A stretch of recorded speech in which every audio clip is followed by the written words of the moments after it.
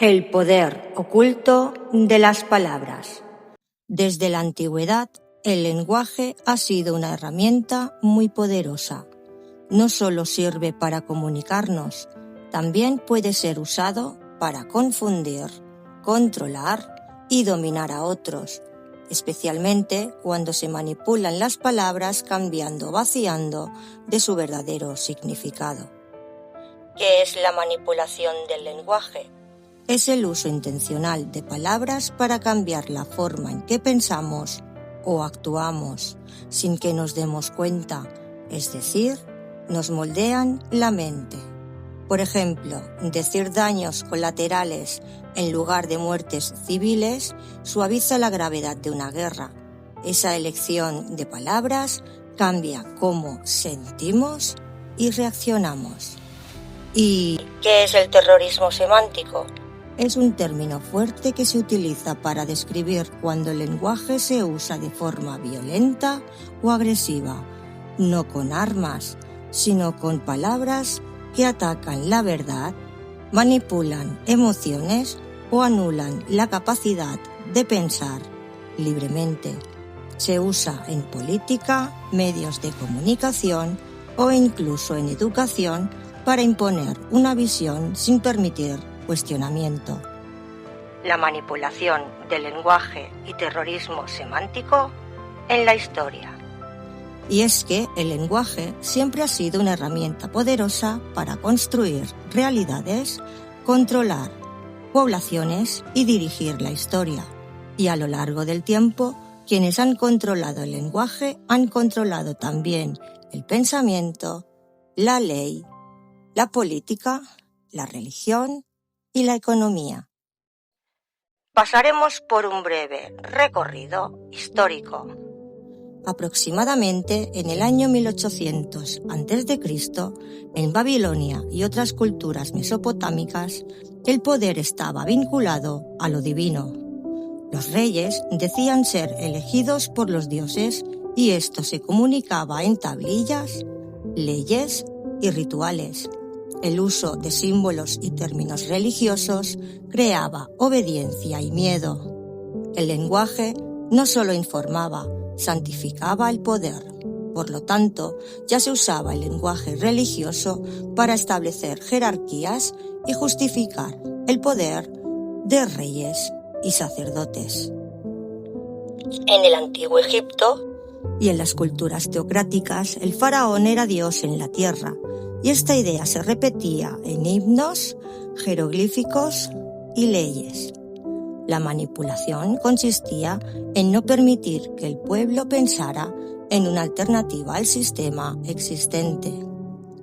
Y aunque en Grecia dio lugar a la filosofía y el debate, el poder también se protegía con el lenguaje legal y político.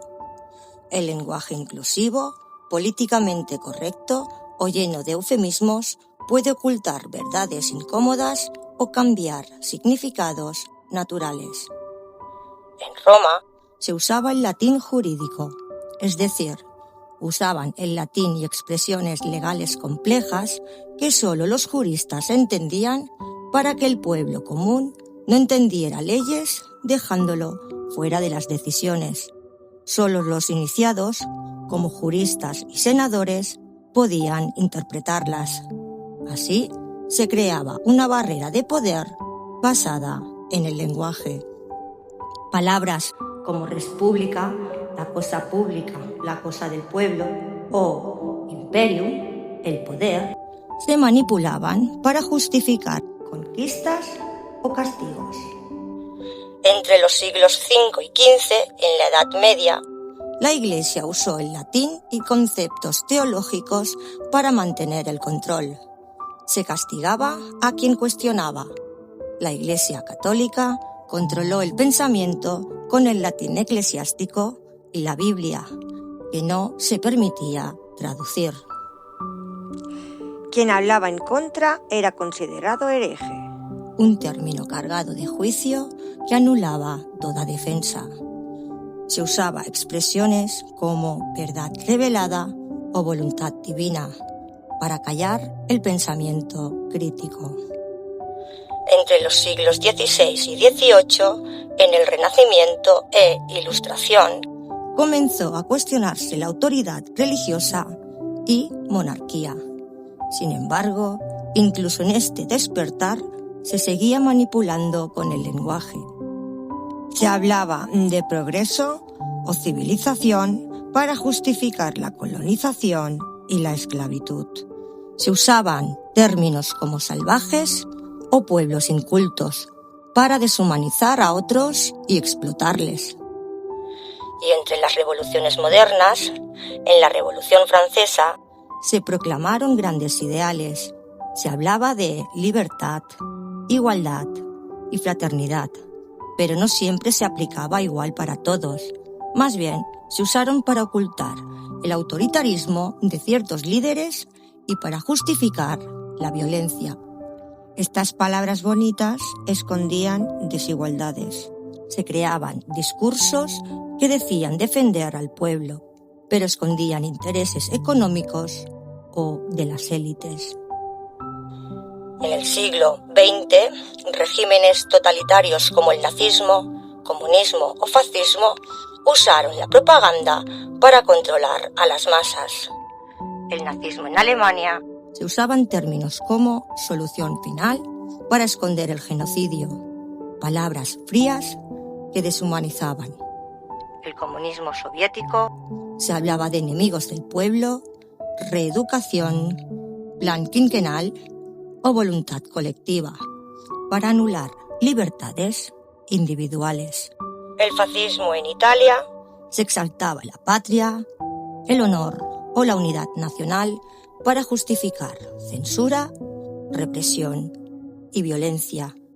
Hoy en día, en el siglo XXI, las democracias modernas, mal llamadas democracias y medios digitales, se usan expresiones como intervención humanitaria, ajuste económico, colaboración público-privado, negacionista, extremista o radical, o fake news, para etiquetar, censurar o confundir. En redes sociales, los algoritmos seleccionan qué se ve y qué no. Manipulan la percepción colectiva. Hoy en día se usan eufemismos, lenguaje políticamente correcto o confuso, etiquetas como conspiranoico, negacionista o antisistema para desacreditar sin argumentar. ¿Por qué es importante entender esto? Porque si no reconocemos cómo se usa el lenguaje para influirnos, podemos vivir atrapados en ideas que no son nuestras. Comprender esto nos ayuda a pensar por nosotros mismos y recuperar el verdadero significado de las palabras. Concluyendo esta pequeña aportación, a lo largo de la historia, el lenguaje ha sido usado para proteger el poder, manipular emociones y controlar la información. Comprender cómo se ha hecho nos da herramientas para pensar en libertad, cuestionar y defender la verdad.